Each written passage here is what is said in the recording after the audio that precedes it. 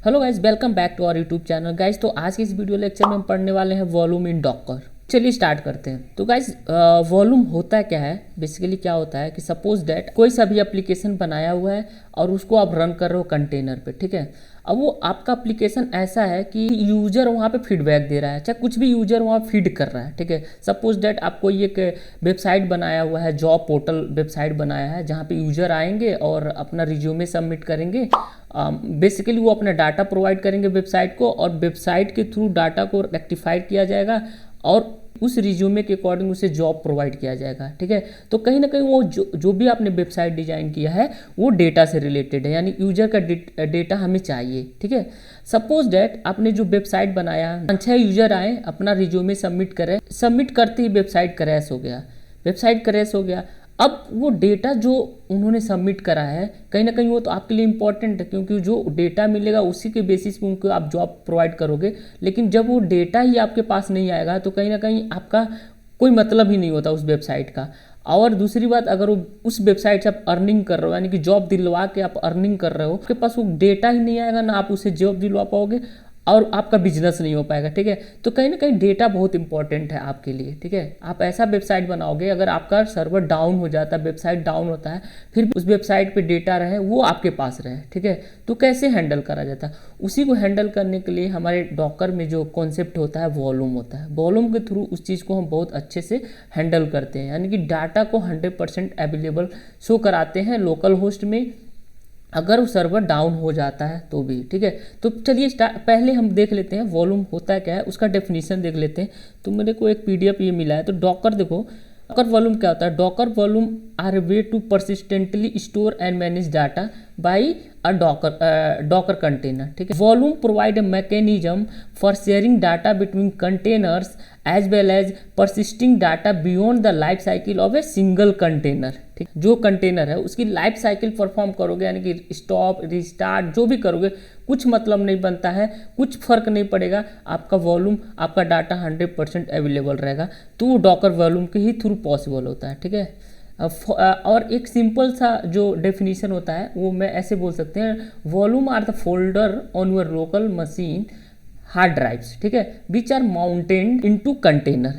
Suppose for example एक folder है, ठीक है, आपके लोकल मशीन पे ये फोल्डर है, इस फोल्डर का नाम है, यहाँ तो पाइथन है बट फोल्डर का नाम है वॉल्यूम, ठीक है। इस फोल्डर को कंटेनर के किसी एक फोल्डर में माउंट कर दोगे, ताकि अगर कंटेनर क्रैश भी हो जाता है फिर भी वो डाटा अपना इससे वॉल्यूम वाले फोल्डर में अवेलेबल रहे। इसका मतलब ये होता है, ठीक है।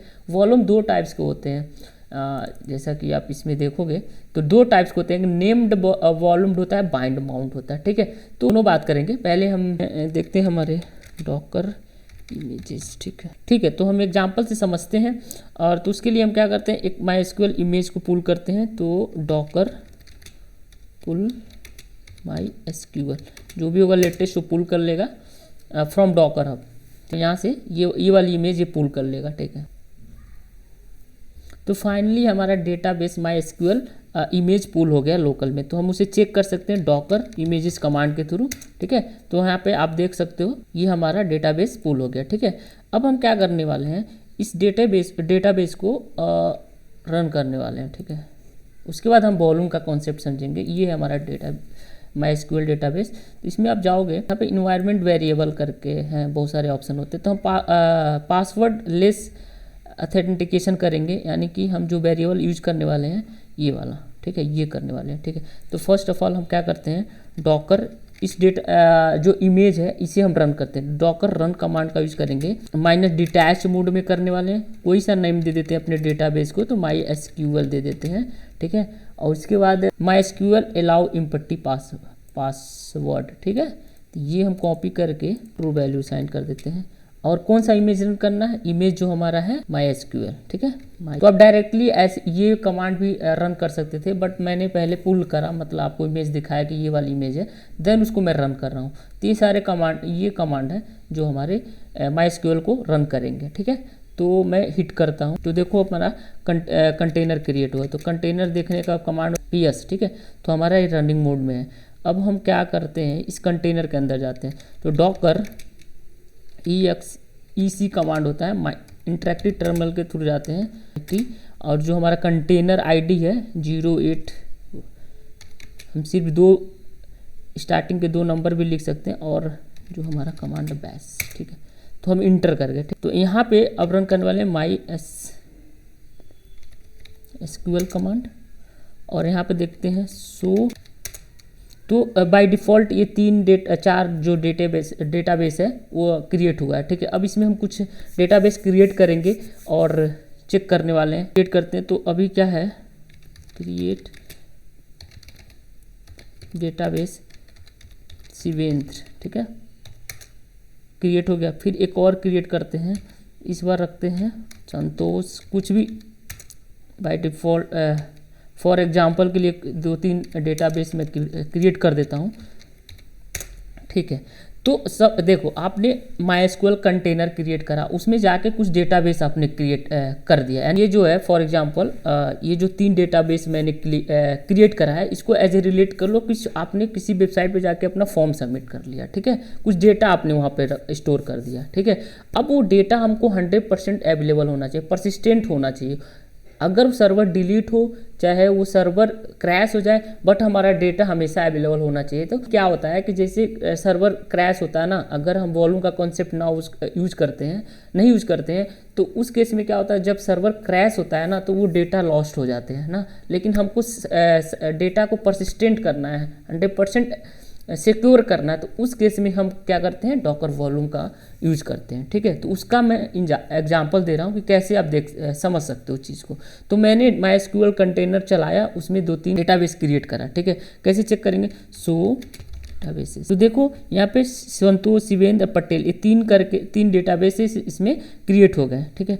अब मैं क्या करता हूँ, एग्जिस्ट कर देगा, मैं इसको क्लियर कर दिया, और Docker PS command running container है, और जैसे कंटेनर क्रिएट हुआ बाय डिफ़ॉल्ट एक वॉल्यूम क्रिएट हो जाता है, ठीक है।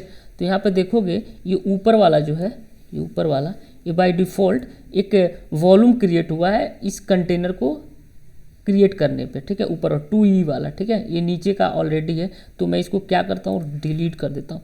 आपके सिस्टम में कितने वॉल्यूम है उसको लिस्ट करने का कमांड होता है डॉकर वॉल्यूम। अगर डिलीट करना है तो डॉकर वॉल्यूम है, उसे डिलीट भी कर सकते हो, ठीक है। तो ये मैं डिलीट कर रहा हूँ। डॉकर PS रनिंग कंटेनर एक चल रहा है, डॉकर वॉल्यूम लिस्ट। तो ये वॉल्यूम कब क्रिएट हुई थी, जब ये हमने कंटेनर क्रिएट करा था। अब मैं क्या करता हूँ, इस कंटेनर को डिलीट करता हूँ, ठीक है। तो इसके लिए पहले क्या करते हैं, स्टॉप करते हैं। तो डॉकर स्टॉप रनिंग कंटेनर को स्टॉप करना होगा, तो 808 करके है, तो पहले स्टॉप करना है, देन रिमूव करना है, ठीक है, क्योंकि रनिंग कंटेनर रिमूव नहीं होता डायरेक्टली। तो ये रिमूव हो गया। अब हम डॉकर वॉल्यूम कमांड का यूज करते हैं और देखते हैं कि क्या हमारा वॉल्यूम जो है वो डिलीट है गया। तो वॉल्यूम हमारा अभी भी है, ठीक है।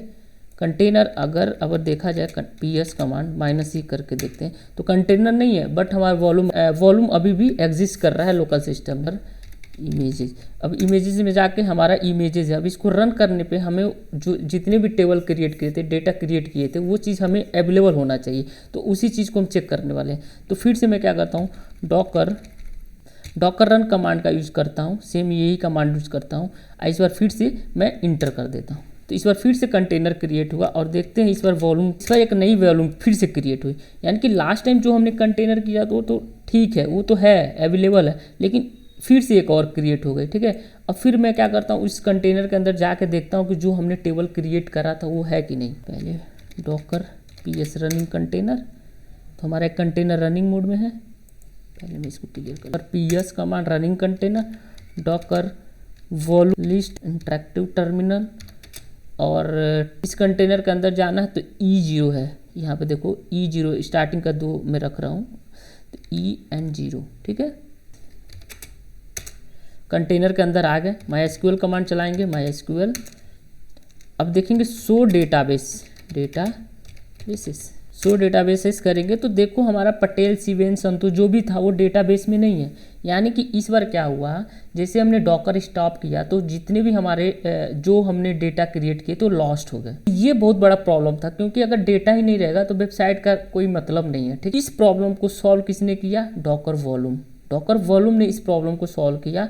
और वो कैसे किया वो भी मैं दिखाता हूँ। तो मैं एग्जिस्ट करता हूँ और मैं इस कंटेनर से बाहर आता हूँ, फिर मैं क्लियर करता हूँ, Docker PS command running container, ठीक है। लास्ट टाइम जो हमने क्रिएट करा था उस टाइम ये क्रिएट हुआ था, और सारे डेटा जो हमने 3 डेटाबेस जो क्रिएट करे वॉल्यूम में है, ये तो सेकेंड टाइम जब हमने क्रिएट करा था ये क्रिएट हुआ था, ठीक है, जो अभी बाहर आया।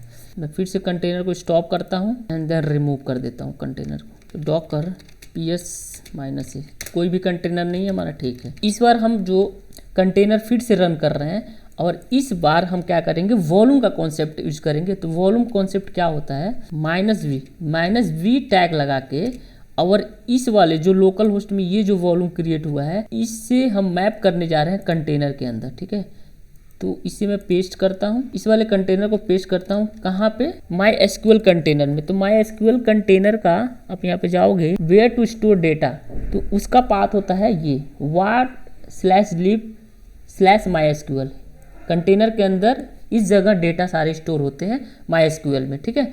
तो हम इस वाले फोल्डर में जो हमारे लोकल वॉल्यूम क्रिएट हुआ उसको हम मैप कर देंगे अपने MySQL कंटेनर से, what/lib/MySQL, इस पाथ पे हम मैप कर देंगे, ठीक है। तो अब ध्यान से देखो, डॉकर रन -v का मतलब होता है वॉल्यूम, ये लोकल होस्ट का वॉल्यूम जो अभी ये क्रिएट हुआ है, और इसको हम मैप कर रहे हैं कंटेनर के, ठीक है। और सारे कमांड सिमलेंगे, इंटर करेंगे, सिर्फ क्रिएट हो गया अपना कंटेनर। डॉकर PS एक रनिंग मोड में है। अब उसके अंदर जाते हैं डॉकर exe कमांड के थ्रू, और इस 91 SQL कंटेनर के अंदर आ गए MySQL, देखते हैं शो डेटा। तो देखो इस बार हमारा जो डेटा था वो रिस्टोर हो गया, पटेल संतोष शिवेन, जो फर्स्ट टाइम हमने क्रिएट करा था लोकल में, जो वॉल्यूम क्रिएट था उससे हम कंटेनर के वॉल्यूम से अटैच कर दिए, तो हमारा डेटा आ गया था। आई होप आपको समझ में आया होगा कि वॉल्यूम कैसे यूज कर रहे हैं और क्यों यूज कर रहे हैं। तो हम एक तरीके से और कर सकते हैं। ये तो रहा डॉकर खुद जो क्रिएट कर रहा है अपने ही, ठीक है। आप खुद से भी क्रिएट कर सकते हो, डॉकर वॉल्यूम क्रिएट डेटा, ठीक है, लिस्ट कर लो। देखो डेटा नाम से अपना वॉल्यूम क्रिएट हो गया।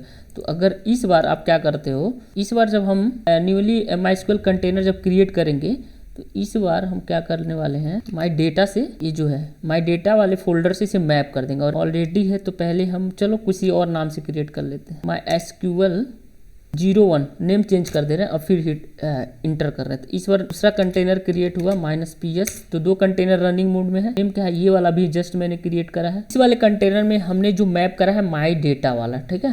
तो मैं इंटर करता हूँ डॉकर exe -it 69, इंटर हो गया।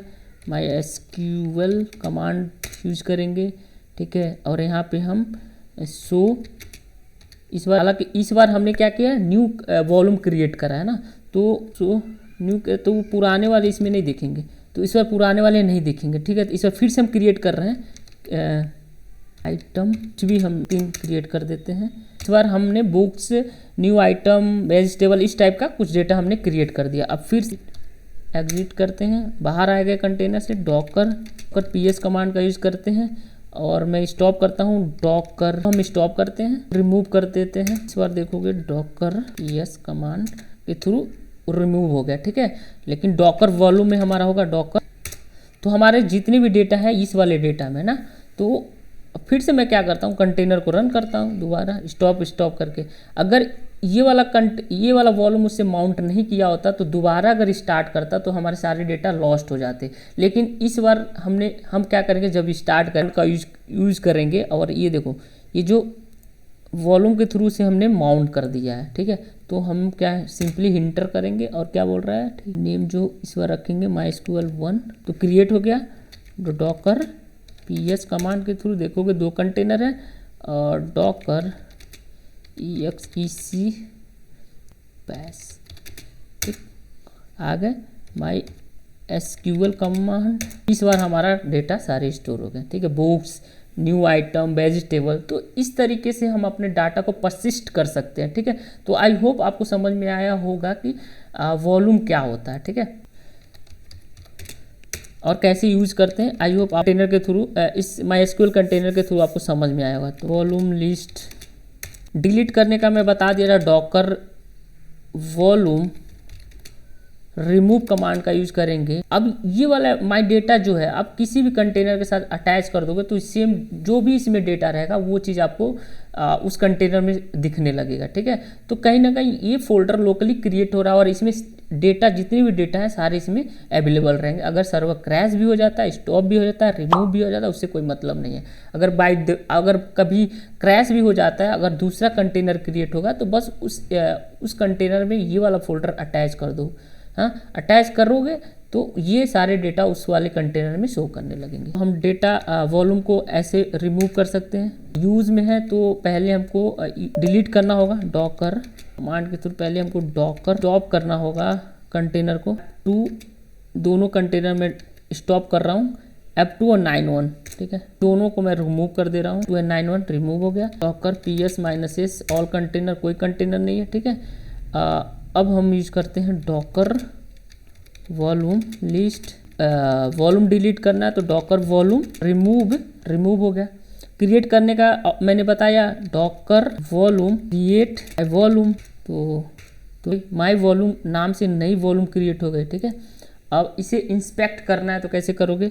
डॉकर वॉल्यूम इंस्पेक्ट माई, तो उस वॉल्यूम का पूरा डिटेल आपको बता देगा। इस वाली जगह पे है ये जो है ना, लिव डॉकर वॉल्यूम माई वॉल्यूम डाटा, तो इस वाले फोल्डर में जो भी डेटा रहेंगे ये है उसका पाथ। ठीक है, तो आई होप आपको वॉल्यूम कैसे यूज करते हैं डॉकर में और वॉल्यूम के थ्रू कैसे हम डेटा परसिस्ट करते हैं आपको समझ में आया होगा।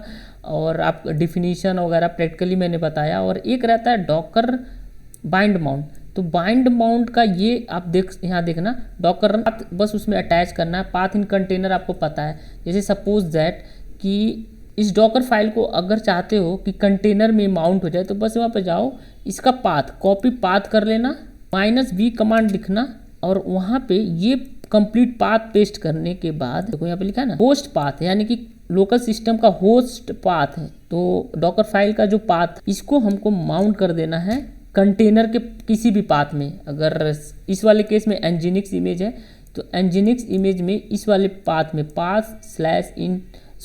ये कोई भी पाथ दे सकते हो एनजीनिक्स के। ठीक है, /ऐप कुछ भी दे सकते हो। तो ये वाला होस्ट पाथ हो जाएगा, ये हो गया हमारा कंटेनर का पाथ। ठीक है, तो ये होता है बाइंड माउंट। ठीक है, और वॉल्यूम वाले में क्या होता है, उस वॉल्यूम का नेम देना होता है कि आपने लोकल सिस्टम में कौन सा वॉल्यूम क्रिएट करा है, उसको आप सिर्फ यहाँ पे नेम डाल दो और कंटेनर में किस जगह आपको मैप करना उसका पाथ दे दो। लेकिन बाइंड माउंट में क्या होता है, कंप्लीट होस्ट पाथ देना होता है और कंप्लीट पाथ देना है कि कहाँ पे माउंट करना है कंटेनर के अंदर। ठीक, आई होप आपको इतना समझ में आया होगा।